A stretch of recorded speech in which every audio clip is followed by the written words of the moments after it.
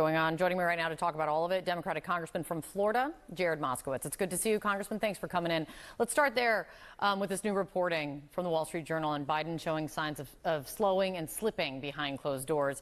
Kayla lays out how the Journal describes the reporting as quite extensive. 45 people interviewed over several months, Republicans and Democrats, who either participated in meetings with Biden or were briefed on them contemporaneously. What is your reaction to this reporting? No, thanks, Kate. Thanks for having me. Breaking news. Biden is old. That's a story we haven't heard before. He's 81. Donald Trump is 78. They could have been in high school together. So I don't know why the Wall Street Journal needed 3,000 words to regurgitate a story that, the Republicans have been trying to tell up here for the last couple of years in hearings that they've had and talking points. But look, here we are, and this is going to be obviously, the next 6 months. That's going to be the entire campaign. Biden is old, Trump is crazy, right? This is what we're going to hear for the next 6 months. So congratulations to the Wall Street Journal. You're not first to the story. In fact, you're not even 100th. But the Wall Street Journal, and I actually just heard it from Brian Lanza, who is, a Trump ally earlier in the show, as Brian Lanza put it, and kind of what it's getting at in this reporting is it's not the age, it's the mental acuity. It's not the age, it's the slipping, I guess, is if I had to sum it up. The mental acuity of both candidates has been an issue. Does it concern you with Biden? Well, I mean, listen, there are people on there quoted saying, well, he's not the same as when he was vice president. Well, look, Biden's not the same as he was in 2008. And by the way, breaking news, Donald Trump's not the same as he was in 2016. Remember, Donald Trump's the guy who literally sat in a deposition room and goes, oh, that's my ex-wife. And it was literally E. Jean Carroll. So, this happens with both of the candidates, right? They have slip-ups, they have mistakes. Joe Biden came here and gave a State of the Union, and there was none of the garbage that the Republicans are putting out on mental acuity. And we're going to have a debate in the next couple of weeks, right? And that will again prove that this is not an issue. Yeah, I guess adding to the import of the debate that is coming up on CNN on June 27th. President Biden also just did an interview with Time magazine I've been wanting to ask you about.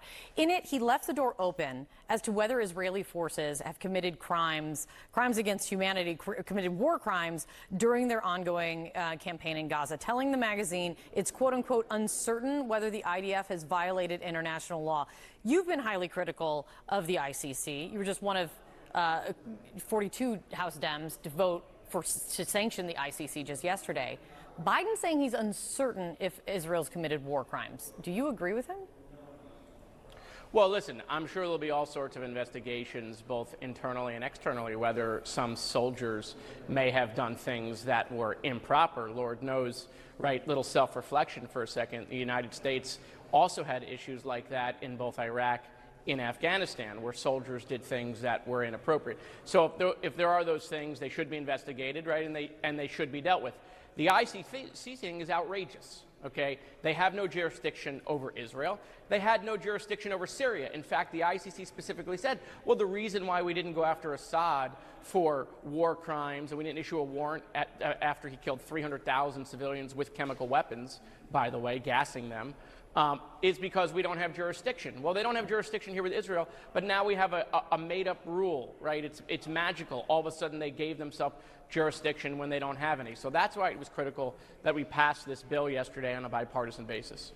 I've actually been looking into the Syria thing. The Atlantic Council actually put out a pretty compelling argument that there is actually a way that the ICC could have jurisdiction over Syria because of the because forcing Syrians to be refugees in a country that does have jurisdiction under the ICC. It is an interesting comparison for sure to make. Then that's great. Then that's great, Kate. Great news. I look forward to the ICC prosecutor issuing an arrest warrant for Assad.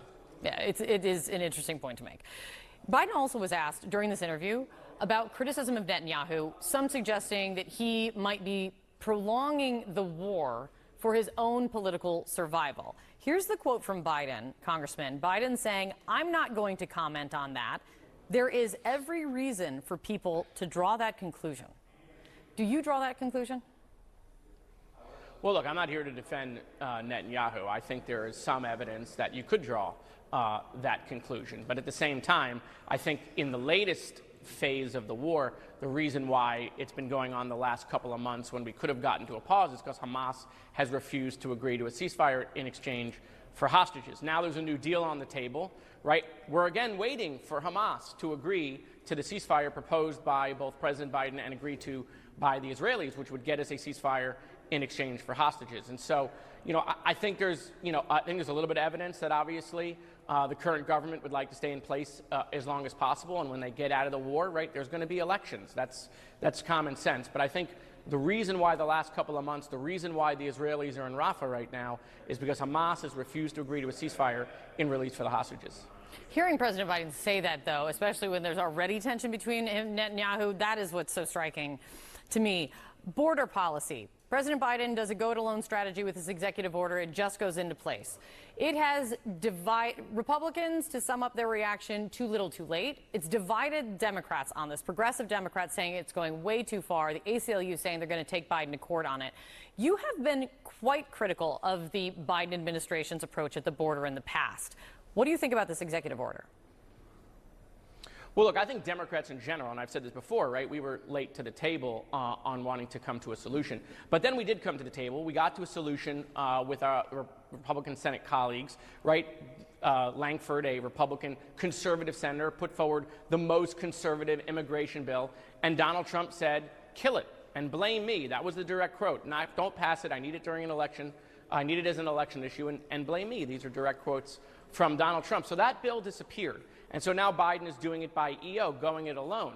The Biden administration had been saying for months now that if they do it by EO, it's going to get challenged in court. And that's why it needs to be done by legislation. Now, by the way, I didn't hear a lot from Democrats when we were trying to pass the bipartisan bill from the Senate. Most Democrats were behind passing that. But now that Biden's doing it alone, they're critical. Look, I think what the president is doing is the right thing to do. I think it's the smart thing to do. We have to make sure that we have a secure border. Obviously, my grandparents escaped the Holocaust and came here. This country always has to make sure that people who are escaping political persecution, right, have a place to come. That's what the asylum laws are for. But we obviously have to revamp those. Immigration system here has been broken for over 2 decades. So right now, slowing the flow, which is what the president is doing, I think is a good idea. Jared Moskowitz. Thanks for coming on, Congressman.